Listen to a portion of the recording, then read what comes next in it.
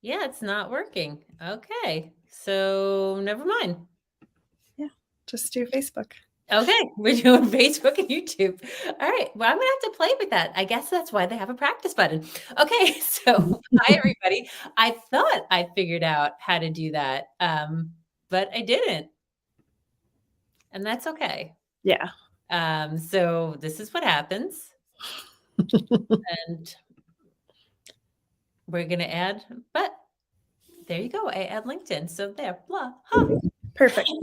Hi, everyone. Happy Monday. I'm Christy Canny, contributing author of the book Magnificently Made. And one day I'm going to learn which side to lean on to lead to.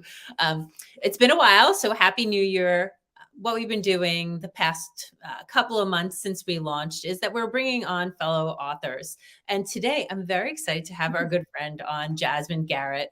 You're going to love her. She's got such a kind heart. She did the most amazing thing for one of the fellow Inspired girls that we were all just like, I think we were all crying. It was really just a beautiful moment to hear what you did. So let's welcome Jazimin Garrett. And I'm going to read her bio for you. So she's chapter 15, the love model. So everybody just start surmising what you think it's about. What's the love model about? All right. So Jazimin is a globe-trotting wordsmith, a connoisseur of experiences, and an unwavering French bulldog lover. Where is the dog, by the way? He's actually right here and he's snoring. And I'm like, I wonder if people can hear him snoring.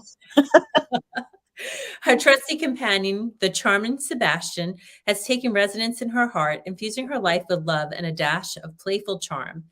Jazimin's life journey is a vibrant tapestry woven with love, whether it's for her crafts, her adventures, or her people. With each stumble, loss, and triumph, she navigates her path with a twinkle in her eye and a contagious sense of humor. Originally having roots from the vibrant streets of New York City, Jazimin's adventures have led her to the captivating shores of the San Francisco Bay Area.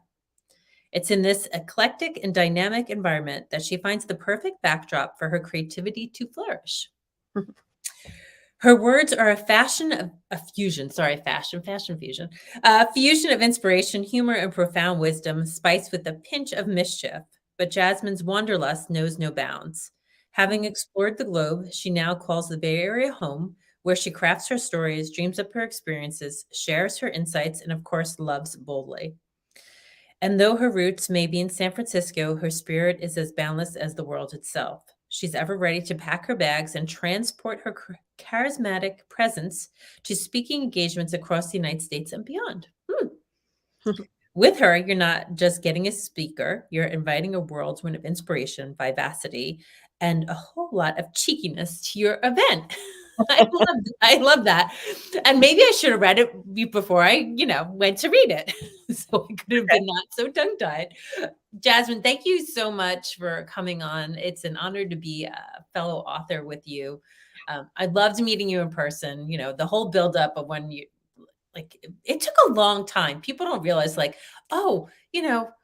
we wrote our chapters back in the beginning months of 2022. Yep. And it was so then we slowly started to meet each other and know each other and have a Zoom.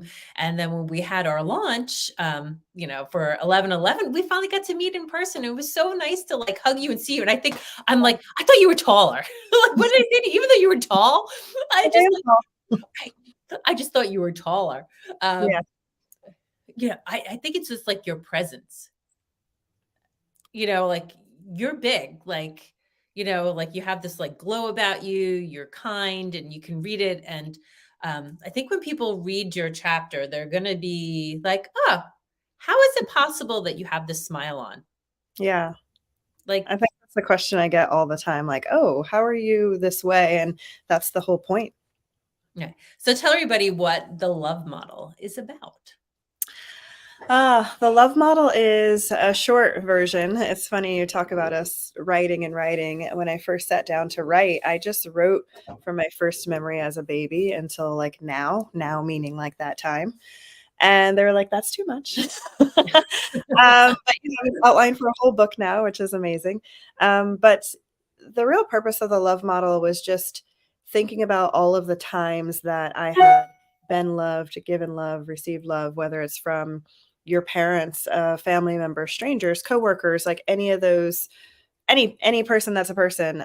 You can just give love to someone by giving them a smile across the subway platform, things like that. So it's about taking the love that you have stored from those times that you've been given love and just kind of harnessing that power in times when you're alone and by yourself, or when things happen to you that aren't because of you, which is what I write about. So I write about things that happen to you that aren't because of you, meaning the difference, like if I punch somebody in the face, which I hope I wouldn't, that's on me. So if I get arrested, that's on me. But if my parents got divorced, like, that's not my fault. So what do you do in the times when things happen in your life to you, but not because of you? And a lot of people really like dwell on like, well, why is this happening to me? Like, when is it my turn? And instead of dwelling on the why, because sometimes you're never going to get the answer to the why, I think that people should dwell on the how are you going to get through. So not the why, but the what. What are you going to do and how are you going to get through? So the way I got through all of these things and still continue to get through these things is based on the love that I receive from friends, family members, love that I have stored up in me, love that I give out to others. Sometimes you're calling up a friend because you need something and they're like, girl, guess what happened to me? And then you're helping them and that in turn helps you. So, yeah. Yeah. I mean, you make it sound like, oh yeah, okay. Why don't you tell a little bit about, what your future book's going to be about? Sure. Basically, the two themes that are in this book, one being in this chapter, one being my brother who is in prison for life, which is really hard to deal with. Another that happened as I was writing was my father passed away. So I say, in the chapter, like, things are always going to happen. Like, you're never going to arrive. You're never going to be like, woohoo, I made it through. Like, things are always going to happen to us in life. And it's kind of the how we get through and what we do to get through. So the full book will be all of the rest of the things that I couldn't fit in this chapter that have happened to me. And then people seeing this version of me and being like, wow, just like you said, like, how is she so chipper, joyful, joyous, still loving, still doing? But it's because like my life still has value and meaning. And I'm not going to be like, child of divorce, this, that, like sister of someone incarcerated. Like, that's not the whole movie. It's just a snapshot of like my story. Yeah, because I mean, there's people that, you can look at two people from the same family, Mm. right? And, I was listening to something, a podcast this morning on my bike, and it's like, you know, they're looking at twins, Mm. and the father was an alcoholic. One twin is an alcoholic. One twin does not drink. Right. And, then you ask, like, well, why do you drink or why do you not drink? And both answer, because my father was an alcoholic. Yep. Right. So it's what happens to us and how we handle it and reflect. And I think that's the overall theme in the Mm. book. Right. And Like, that really boils down to choice, like with those two, like, and I talk about this in my chapter too, like, we have free will to choose every day, like choose whether you go right, left, up, down, whether you go. And so, with these two twins, one chose one path because of sobriety, because their father was an alcoholic. And one, I hate to say this, but in my opinion, they're kind of using that as a crutch. They didn't choose. They chose to drink. They chose that life. So yes, dad did this, but at the end of the day, he didn't force you to put the drinks to your mouth. You chose that. So I hate to say that. And like, those folks, deserve grace as well. But, it's about the choices we make. And I haven't made all the right choices in my life by any means. Like, it's definitely bad choices I've made in my life. And I want to talk about those things in my future full length book as well. Like, I've done bad things. I've done not so great things. But at this point in my life, I'm just trying to live like a good, happy life, trying to be a good, kind person. is there really anybody that's not done something bad?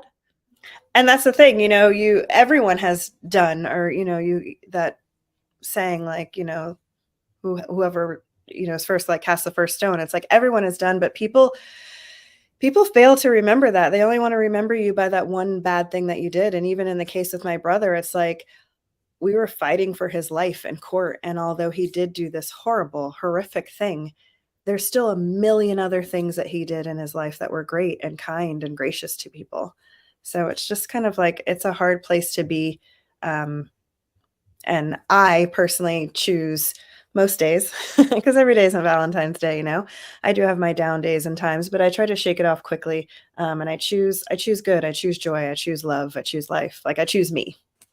So what do you know, so, as the, you know, the loss of dad and the loss of your brother, you Mhm. know, even though he's with us, Mhm. um, what are some things you do during the day to help you through it? I know, like you're saying, oh yeah, like, but are there specific things that you would recommend to others to do? Like, what are your practices? Yeah. First and foremost, I always want to protect my peace. So if that looks like not answering my brother's phone call that day, which is very rare, I actually encountered that this uh, a few weeks ago. Christmas, I spoke to my brother. Then a couple days later, he called back, and it was just hard for me because that conversation I had previously, like, was really hard to have on Christmas Day with your brother that's incarcerated for life. So I protect my peace at all given times. With my father, it's slightly easier, and I hate to say that because I love him and he's great. But I just talk to him. I walk out to the water and speak to him. I know that he's there, like looking out for me. I've been seeing tons of hummingbirds since he passed, so it's been kind of like um, purchasing hummingbirds, things like that. My dad is 6'4", so it's funny you thought I was taller because I guess I could have been taller. Um, but so one of the hummingbirds I specifically placed at about 6'4" in my home, and I look up at Aw. it, and you know, I just remember the good times. I remember the love. Like I don't have the story of like a bad father. He was doting. He was like this, hugs, you know, just super there, prom, this, that, like anything you can imagine, any track and field event, anything I was in, like my dad was there. So I don't have the story of a negative father in that regard. So it's easy for me to call upon those memories and the love that he had for me and just, and again, cliche sayings, but he wouldn't want me to be like crying in the corner. You know what I mean? Did I think my life would be different? Yes. Did I think we would be celebrating? And as an adult now, I am 42 now. Um, I wanted to like dote on my parents. You know what I mean? I want to take them on vacation. I want to buy them dinner. And so it's hard because I thought I was going to be able to still do that. Like I'm not married. So the thought of like, who's going to walk me down the aisle? You know, I won't get that opportunity. I won't get that dance. You know, like I won't get to do those things.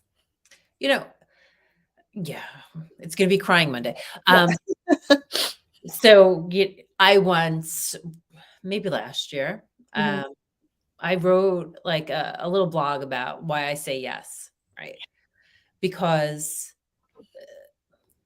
you can look back now and say what I lost, but I look back and go, oh, the times I said no. Right? Like when dad was like, "Come on," you know, like at the father-daughter dance, and I'm like, "No, I'm too cool for that. I'm a big nerd." I don't know what I thought it was cool, but like I only would like dance with him a couple of times. Yeah. And at my wedding, like, you know, it was like I when he asked me, but I was like, "Oh, I'm you know, like I was tired and cranky. I'm like, Mhm. I should have said yes. And so Yep. like now, like when my mom is like, you know, we go to an Irish event and I don't Mhm. know how to dance. I am the terrible dancer. Like my mom grew up like, they went out dancing every Friday night. Yes. So, like, I'm like, "Yeah, sure," but I look like a fool, like, but those are lessons that we as losing our dads that we can share to other people, and I think that's really important when we can just say, like, "No, say go," you don't know what tomorrow brings, like, Yeah. live a life that you won't regret what you say or do every day, because tomorrow is not promised to any of us, and the people near us are not promised to us tomorrow. Absolutely. And that's one thing with my dad passing that I can say I definitely did. Like anytime he was sick, whether I was on New York and I drove up the coast to go see him, like I was always there. I always showed up. Every year, Father's Day, I would bring my dad down and we would go to a game.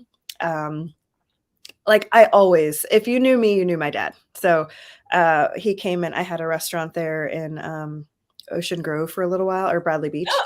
Oh, And okay. my dad came for a summer and worked at the restaurant. And so like if you knew me, you knew my dad, and if you knew me, you knew my dad and my brother, like when they were both about. So it's really sweet to call upon those friends that did know my dad, or even getting the messages like, oh, the first time I met your dad was because he helped me, or I remember your dad doing this, or I remember your dad doing that. So it's just really endearing. And then even more so during the funeral, at the end, we did a celebration of life. There were so many people that were like, you were the most like him. And it's just an honor, because I don't feel like I hold a candle to him, but hopefully one day I will. But, he was just that guy, just a really, really great guy. And I definitely don't have those regrets. Maybe some of my siblings might, but that's another story. No, yeah, just I think it's all just like as somebody's taking and reading Magnificently Made, and the 33 stories, Mm, there's all different inspiration. People gone through some really terrible things in the book, and it's really a lesson. yeah. It's a lesson in inspiration and a lesson into like what we've all done and been through, and like trying to be like just look at the good. So you're saying, so we didn't I sidetracked you on that. So what's one thing you do every day? Like, okay, so you have your hummingbirds around, but like say like okay, you're living in your peace. And Mhm. I like that you're just like you're instead of like picking up the phone and rolling your eyes and like getting angry, you didn't answer the phone that day. What's Right. something else that you would recommend for somebody to do? Um, I mean, I also meditate every day, and in that meditation, like, I give thanks to my dad and my brother in that meditation every day, because my brother is also a great brother, again, minus what he did, um, to be in prison, but I just give thanks to them each and every single day as a part of my daily meditation practice, and just ask the universe to, open me to whatever will be for me and is for me and isn't for me. Um, I also walk my dog, and so I live on the water here, which is really sweet. So I just look out over the water. My dad loved the water. He was a big, like, water guy. And my therapist, I go to therapy, which everyone should do, she said, "Just say hello." And so each day when I walk Sebastian in the morning, like, I just say hello. It might seem silly, like no one's there, but it comforts me and it makes me feel really good. I keep his pictures around, things like that. Not too wild, like a shrine by any means, but my dad was also just really funny. He loved Motown. I have dance parties every single day. And sometimes when I want to be thinking of him, I throw on Motown. Just a musical family in a sense, where we do our best singing in the car, in the shower. Not that we're prodigies by any means, but my brother was big into music and songs. So I definitely turn on music and use that as a way to leverage just like harmony and peace in my own life. But and we didn't even talk about, you talking about how great your dad was, and you know, sometimes we don't have the best father role models, but yours was the opposite. Yeah. No, he was really, really great. Like, It was your mom who was not the best role not model. yeah, so I grew up with my dad and my stepmom. So my stepmom, who is technically mom now, Jenny, is amazing. So I never wanna confuse that, but I grew up my real mom, discarded us, me and my 2 brothers. She chose a lifestyle of drugs over us. I don't really know a lot about it because I was a kid, and now my dad's not really here to talk about it. But yeah, my parents got divorced, and my dad remarried to Jenny, and they're both in the military. They're both in the United States Navy, and they got custody of us, which was a battle in its own, because it was odd that a black man was getting custody of 3 children from a white woman in the 80s. So my mom's white, my dad's black. And so that was tough. It's like my dad is military, he has benefits, this and that. He's remarried to another woman in the military, like all the essentials to take care of children. What are we fighting about against this like drug addict? So it was very perplexing that that would happen in reading the transcripts, because I wanted to make sure I got it right in the book. So I got the transcripts, and it was really devastating to see that it was more of like a race war rather than like, is he fit? Which was silly. So yeah, my real mom wasn't great. She ended up passing away of lymphoma.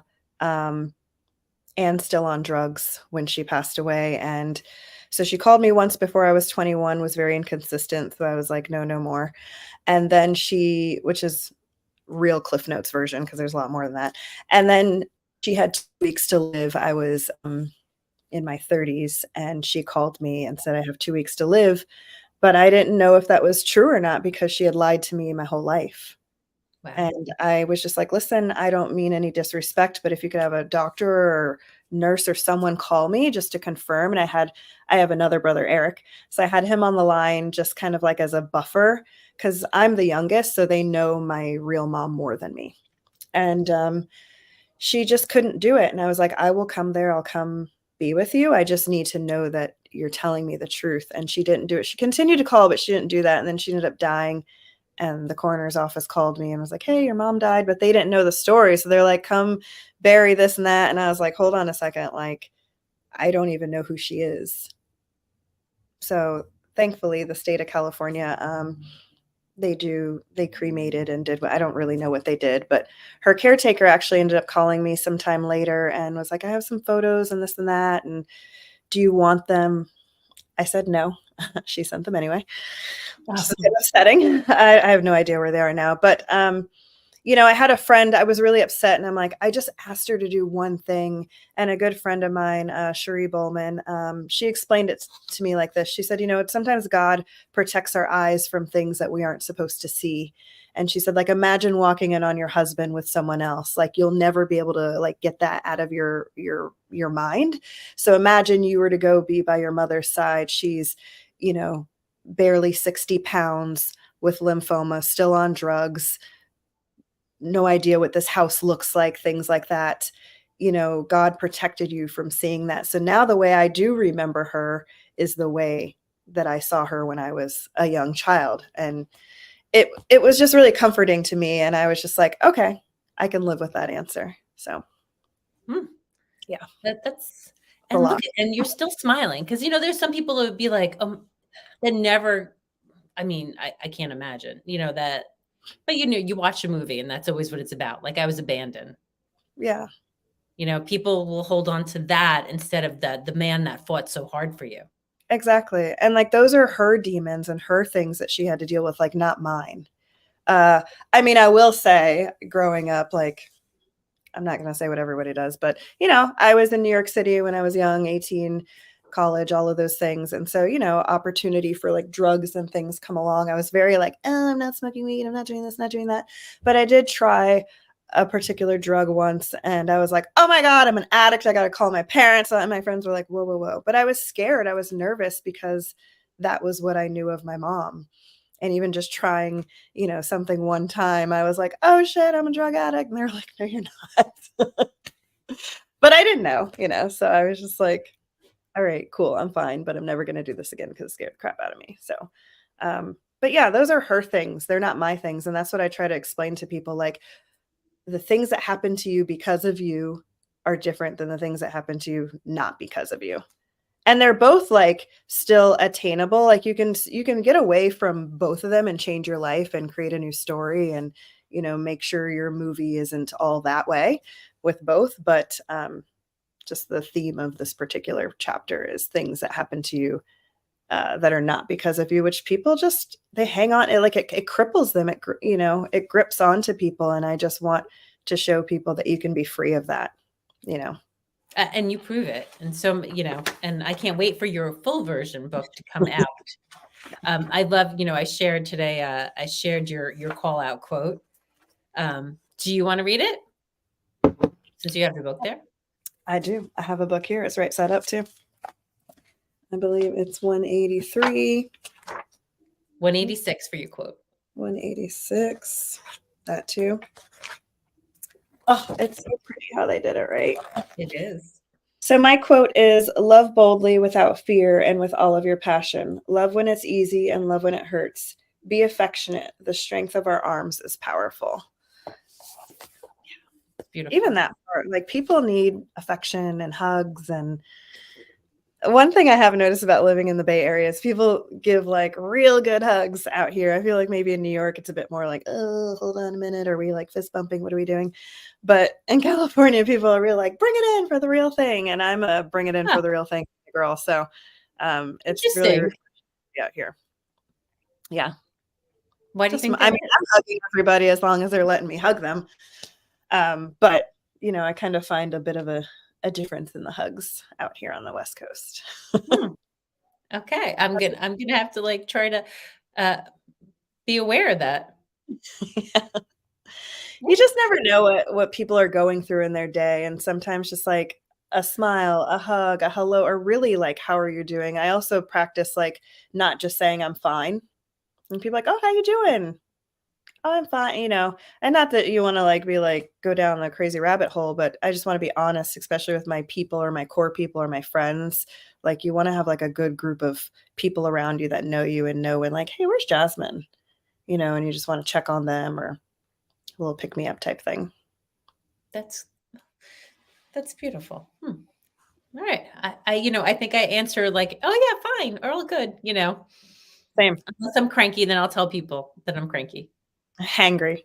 I'm like, "I'm a little cranky, so just ignore me." That was, it was like the stress of like shopping for the holidays and at the food store, and I had forgotten something, so we're like one end of the supermarket, and we had to go, 20 aisles the other way because I forgot, and I was just like like "Grr," going along, and then I turn, and I try not to be like that. I try to be like what you're saying, like the person that smiles and whatever. And then I almost ran over the employee who was like, fixing the shelves, and he like said something to me, I'm like, "Oh, I'm so sorry. I just threw you the nastiest look." Like I Mhm. realized like I was so angry. I'm like, "I'm sorry. Thanks for making me smile." And then, I went along my way.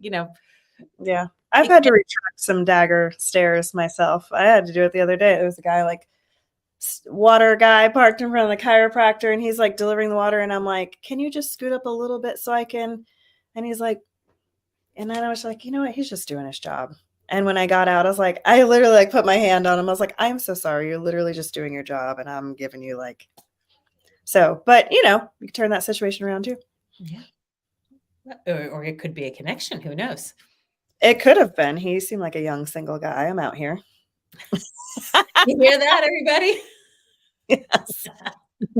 My little happiness ring is the only one I'm wearing, which I just bought recently just to kinda remind myself. Is it like an opal or I don't know what it is. Oh, I see. Oh, I see. It's literally a happy face. Yeah, I was in Portugal and I saw it and I was like, "You will be mine." Oh, well, then you're gonna look at that and feel happy. Alright, so I always like to ask everybody, like, okay, A, how'd you become part of the book? Mm. So I know Jessica and Jen for a long time. It's kind of wild because Jessica is a home organizer. If anybody doesn't know, and you're in New Jersey, she's amazing. So I was moving from New York to New Jersey, and funny enough, my apartment was actually bigger in New York than it was in New Jersey. I know.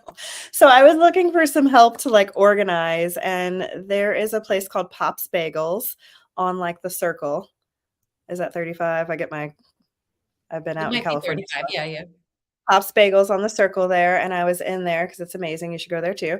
And on the board there, Jessica's card like was orange back then. Her logo was orange, and it popped out at me. And so she had to come to my house and organize. But the first thing that she wanted to throw out was this. I have a bunch of letters from my brother. So he writes me letters. And so, again, sometimes I read them if I'm in an okay place. Sometimes I save them for later. And she saw a lot were like saved. And it was like, I just met this woman and I had to tell her one of the deepest, darkest things that had happened to me in my life, like who was her husband, which is sort of similar to what happened. I think there's like 5 or 6 of them. She wanted to introduce me to the children kind of like as a, "Hey, you're not alone. Like, this sucks and this is horrible, but there's someone out here that has gone through that, and look at her." I was thriving, I was opening a business, all of these things, and so I did. We would just take the kids out here and there. We didn't talk about it per se, but if they wanted to, I was there and they knew and they understood why. So meeting Jessica was just like definitely a God or universe thing, whatever folks believe in. And then obviously along with Jessica comes Jen because they're besties. And her and her husband had a catering company, and I worked for iSims, and I used to do all of my catering through her and her husband's catering venture. And so when they did this book project, they called me and they were just like, "Hey, this is what we're doing." Bop, bop, bop. And I still was kind of like, "Okay, why are you calling me?" And they were like, "We couldn't imagine doing this project without you and your story." And so it was a lot it's one thing to go speak to, some children like one-on-one and just kind of like be there for them. But it's another thing for the world to be able to pull your life off the shelf. And so now it's just kind of like daunting because, big chunks of who I am and why I am who I am are in this book that people can pull off the shelf. So, I mean, every woman is super vulnerable to be able to like do this because all of the stories are wild. But yeah, so that's how I know Jen and Jess and the long version. But I love them. They are just champions of like women and humans in general. And so I just hope I know them forever and ever and ever. That's beautiful. They are wonderful people. They really are. So let's tell everybody. So you can anybody can purchase the book from, everybody has either their own website or you can go to www. That too. Or what is your website? It's JaziminGarrett.com. My name's spelled a little funny down there, so you can probably see it on the screen. So JaziminGarrett.com, and you can order there. You can order from the gals. You can DM me, hit me up. I have a pile of books literally sitting right in front of me. I'm still shipping out books every day. I just shipped out more books today. It's kind of wild. There's no like rhyme or reason of when people buy and why they buy. And I was like, oh. And so I get the emails, of like when people purchase, and I got to go wrap them up and send them out. But that's great. That's great. All right. So, and then if anybody's local to New Jersey, on the 20th here in Eatontown, New Jersey at Barnes & Noble's, we'll be getting our first official book signing with a whole bunch of us. I forget how many they said, 15, 13 of us. So it's going to be great. I wish you now I wish you were on the East Coast so you can come. Yeah. And I know I'm actually going to kind of miss that because I will be in New York from January 15th to the 17th. I should have extended. But yeah, I will be. But I'm actually coming to do another event that Jen and Jess had asked me to do in March, a panel. Great. I'll be back in New York. I'm always any reason to come to New York, I will. But it was just like too many back and forths for this one. But I'm rooting you all on for sure. I've been seeing a lot of the marketing pics and all of that stuff. It looks really beautiful. It does. Yes, they did a great job with that. So everybody, go get your copy. We're getting, lots of people inboxing us how much they're inspired and how they're loving it. And if you have a girlfriend who's struggling, it really makes a great book. The thing in life is to remember that we're all not alone. And if you feel that you are, believe me, there's somebody out there who is feeling the same exact way that you are, the same exact situation. Don't think you're special because you're not, because we've all gone through some crap. So, so everybody have a great night. Jasmine, stay on 1 second. We can share this. It'll be up here forever. Have a good night. It's going to be here forever. Forever, never. All right. Good night, everyone. Go get your copy of Magnificently Made today. And Chrissy, thank you so much. I'm sorry to interrupt your exit, but I just want to say thank you for having me here. Like, this has been a lot of fun, and it was so great to meet you in person and to get your necklace. It's not this necklace, but I do have it. So thank you so much. Oh, you're welcome. You're welcome. Yeah, I'll have to send you a bracelet next. Yes. All right. Good night, everybody. Good night.